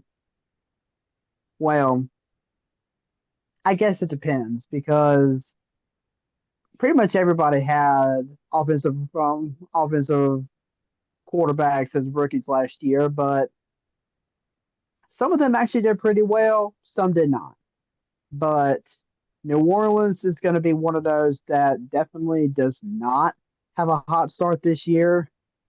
As a matter of fact, I think New Orleans is going to be so bad this upcoming year that it would not surprise me if they have the number one overall pick in the draft next April. Damn! The That New bad. Orleans, Wow. the New Orleans Aints. Yeah, it will not surprise me if New Orleans has the number one overall pick in next year's draft because that's just how bad they're going to be this season. The I'm New New Orleans. sorry, Orleans Saints, because they ain't winning. I'm sorry, Alvin Kamara. I'm sorry, Alvin Kamara. You may want to start finding elsewhere to play your best football because it ain't going to be New Orleans this season, buddy. Gonna But be as far as records, I'm gonna go. I'm gonna say 11-6 for Tampa. I'm gonna go 10-7 for Atlanta.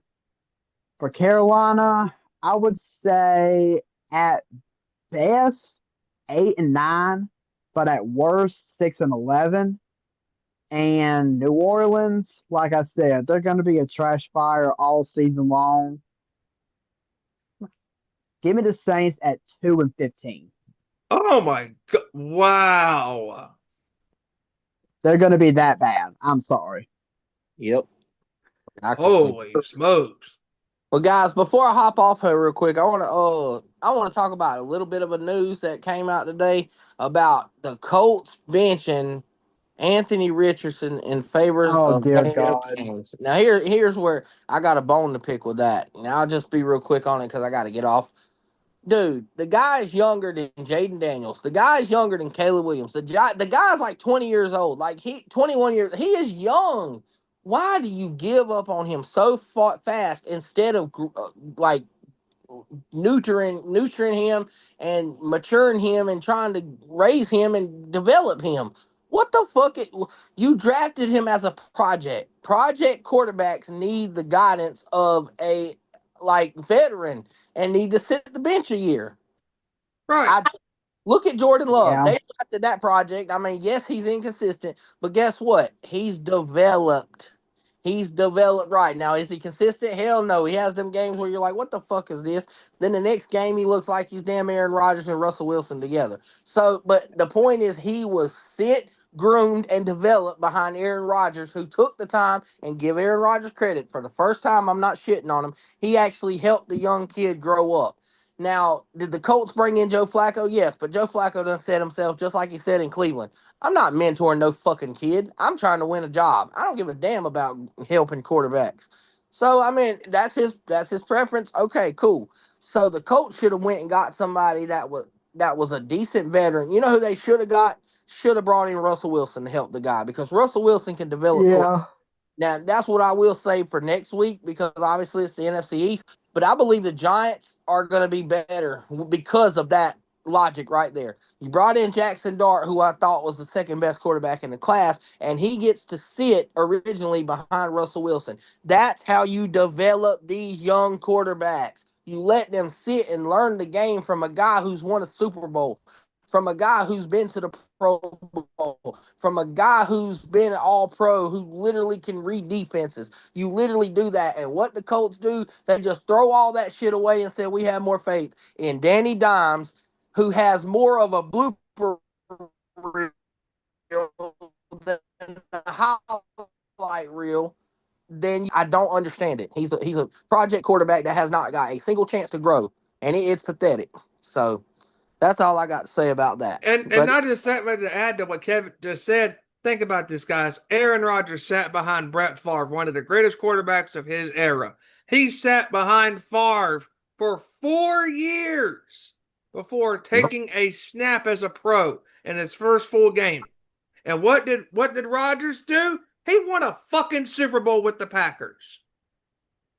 That's how a lot of project quarterbacks now are. Now there are such things as quarterbacks who are just pure ready, like Joe Burrow, who could come out to class and start before they even announced training camp that he's the first string quarterback. There are quarterbacks like that. Andrew Luck was one of them. Guys who are just completely ready. But then there's guys like Jackson Dart, Anthony Richardson. Wow, they're young. They got cannons for arms, but they don't know how to play the game. They don't know their reads. They're slower thinkers. Those are the project quarterbacks. And the project quarterbacks are the ones that you have to take your time with, slow the game down for, because then it will eventually come to them. Jordan Love was one. Like I said, he has a cannon for an arm. The guy could throw the ball 65 yards if he wanted to in the air, but he couldn't read a defense to save his damn life. Wait a minute. Real quick. This just came to me, Kev, to add on to this conversation. Wasn't Lamar Jackson technically a project quarterback too? Yes, he was. Yes, he sat behind Flacco until Flacco sat behind Flacco. But then that was during the time Flacco wasn't selfish and wanting money. He was more, I'm a Ravens guy. I'm a team guy. I love John Harbaugh. I'm going to do everything for this team. Now he went to new teams and he don't care. And if you want to get technical, Tom Brady technically is a project quarterback because he sat behind Drew Bledsoe for a season. You know who else is a project quarterback? Who's that? That didn't even turn out. There's a bunch of project quarterbacks in the NFL that had to sit and learn. Jared Goff is one of them. Sure. He his first tenure in LA, but then he learned to sit and learn, and then he went to Detroit where they could help him and raise him, and he's an all-pro. I mean, Jalen Hurts was a project quarterback. They drafted him in the second round. They were expecting Carson Wentz to be the guy, and then they ended up grooming him, and now he's the guy. I mean, Brock Purdy was a project. Like, Trey Lance was a project. Obviously, the injuries didn't pan out. But there's so many project quarterbacks that you have to groom. And the Colts have failed this game miserably. To add on to this, like, think about it. On film, Belichick was asking Brady, hey, Tom, what do you like? Oh, I like this play with these routes. And, okay, let's do that. Or let's work on this. Like when Brady would make a mistake, when Jackson made a mistake, because Jackson and people have such a short-term memory, now that they forget that Lamar Jackson was not a great thrower when he first came into the NFL. And I'm glad you said that, Steven. Matter of fact, here's my last point, and I'm going to get off. 3 of the top 10 quarterbacks in NFL history were project quarterbacks. Tom Brady sat behind Drew Bledsoe, project quarterback.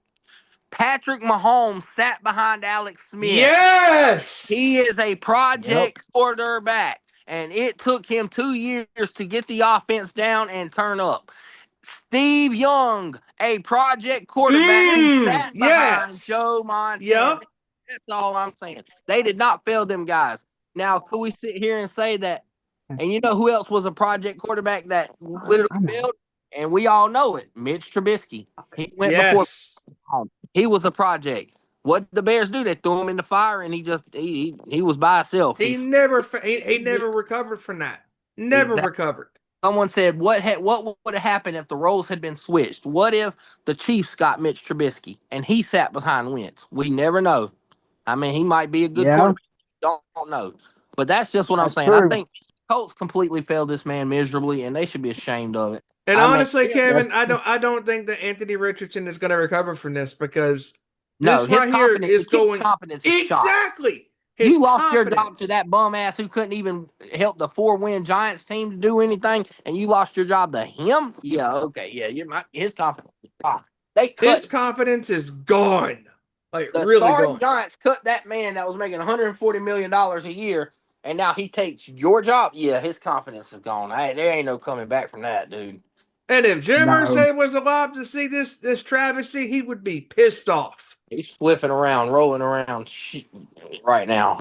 He's But probably anyway, he's probably breaking his guitar amps as we speak in his grave. oh yeah, he's white in the face. Probably. But anyway, I'm about to hop off here, guys. It was good to cop on and give y'all my predictions for the NFC North and the NFC South. And I'll see y'all next week for the NFC East and the NFC West. Yes, sir. Have a good one, Yes, everybody. sir. Yep. All right, I'll Kev. holler Peace at out, y'all man. next week. But that is a great point by Kevin. That and this I'm glad that this turned into a conversation and and a topic because these project quarterbacks, that had to be, examined and had to be, taken, to the film room and shown, hey, this is what you did. This is what you did right. This is what you did wrong, and stuff like that. Like it helps you become a better player. And if you are not willing to take these young kids to the film room and teach them, hey, this is where you screwed up. This is where you made the right read. Hey, if you work on this, you work on that. It is okay to be critical of the people that you draft because if you draft somebody, in my opinion, that means you're thinking, hey, you can lead us to the promised land. You can lead us to greatness. You can't just outright shut somebody down because of their screw ups and the injuries that they happen. I mean, again, like we talked about it an hour ago before you came on. These NFL players, they know what they're getting themselves into. We love this game. It's a physical, violent game, and these players know what they're signing up for. You can't just give up on a project and fail. If you want to be great, you got to go through growing pains. You got to go through all the aches and the pains and the agonies to get to where you want to be in life. I mean, you can be great and good at things, but you can't be great automatically. Not all players are meant to be like that. Sometimes they have to be, taken under the hood, and shown, what they need to do to become better. Because if you don't give these players constructive criticism, they will never recover. And unfortunately, I think Anthony Richardson is not going to recover from this because I think he is going to sit there on the bench until Daniel Jones either really screws the pooch and really screws up to the point where the Colts fans, and rightly so, and they deserve to be boycotting these games because I don't think that Daniel Jones is going to be the right answer to make this team go far. Because if Daniel Jones is the starting quarterback and the head coaches and the owners and the coordinators are not going to pay attention, well, then if I'm a Colts fan, I'm livid. I'm upset because you're screwing over our future, our guy. Because clearly, Daniel Jones, when he was drafted by the Giants several years ago, he was not the answer. And he will not be the answer in Indianapolis. What a damn shame. Yeah, I mean, honestly can't agree with that. I honestly can't agree with that 1000%. And if you even want to go back into the further days, Mm-hmm. let's talk. I can give you three more project quarterbacks right here, right now. One past, one way in the past, one a little bit back in the day, and actually today's age. I'll give you three more project quarterbacks right here. Number one, today's Michael Penix. Yep. Number two, back when he was being good, sitting under Tom Brady, Jimmy Garoppolo. Absolutely. And last but not least, number three, the one from back in the day. How about Steve Young? Yep, and Kevin brought him up too. And Steve Young obviously took over the rings and the reins of the team when Joe Montana was traded to Kansas City back in 92, 93. That's right. So I yeah, mean, the NFL has had its share of project quarterbacks.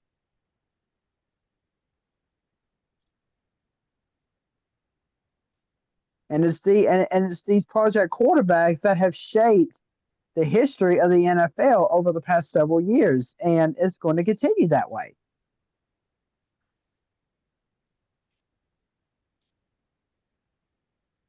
Exactly. Yep. It's the way it's gonna. Of course, that's the way it's gonna be. But I mean, you can't really say the same about Dallas because what did Dak Prescott learn from Tony Romo? nothing. Nothing.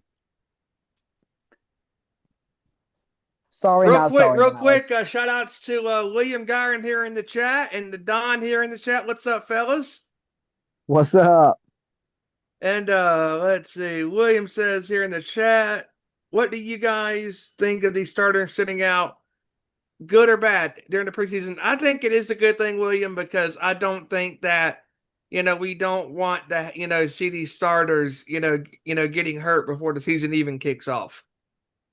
I'm in that same boat. I mean, since Jaden is entering his sophomore year, I mean, I don't think he has the term or the phrase sophomore slump in his vocabulary because we did so much in the offseason to actually try to make Jaden Daniels better. So by him not taking a bunch of snaps in the preseason, it's actually a really good thing. And quite honestly, the preseason it's basically just to determine who's going to make the final 53-man rosters and who won't. That's pretty much what all preseason is about, in my opinion. Yeah. You don't want to risk an injury to a starter, especially quarterback, on a preseason Yeah. game. The last thing you want to do. Because that could derail your whole season going forward. Oh yeah. Absolutely.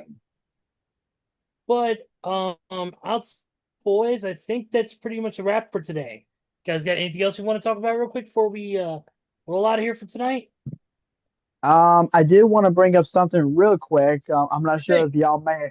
I'm not sure if y'all may have talked about this earlier on the show, but apparently word is going around that the Commanders and Terry McLaurin are getting really close to that contract extension because now we've been talking to Terry McLaurin, and according to his agents, we are going to be putting a $30 million per year offer on the table. I'm not sure for how many years, but it's going to be at least the 30 million that Terry McLaurin wants. So chances are we're going to be signing him to a deal sooner rather than later. And I really hope it happens soon. That's awesome. I hope for your sake and for the Commanders' sake, I hope they do. Because Terry McLaurin is one of the key pegs to your team's success. And I know for a fact that, if you were to miss him, if you were to somehow lose him, whether it's trades or not signing him and he just sits out, it's going to be a hard blow to your team. So I hope they really get this worked out for your guys' sake and you guys can continue to have the success you did last season. Oh, and speaking of hard blows, I'm pretty sure y'all may have brought this up earlier in the show, but I'm gonna give my insight just in case y'all did. Yes, the Cincinnati Bengals are a great team, but in my opinion, they have honestly fucked themselves over. Yes, with they the news have. that, with the news that broke earlier this week saying that they are now listening to trade offers for defensive end Trey Hendrickson. I think the Bengals have fucked up in every sense of the word because he was their defensive leader. He has been their defensive leader the past couple seasons, and now all of a sudden, you're not going to pay him the money that he so rightfully deserves, since giving it all to Jamar Chase and T. Higgins, which, by the way, they're a good wide receiver duo. Don't get me wrong, but you're giving all the money to Jamar Chase and T. Higgins, and not even giving Trey Hendrickson a dime, even though he has been the one to guide y'all or guide them as far as he has on the defensive side of the ball. Give me a break. They have Cincinnati has fucked up in every sense of the word by with this news that Trey Hendrickson's going on the trade block. And honestly, I could see Trey Hendrickson going anywhere. I mean, I could see him stay in the AFC. I could see him go anywhere.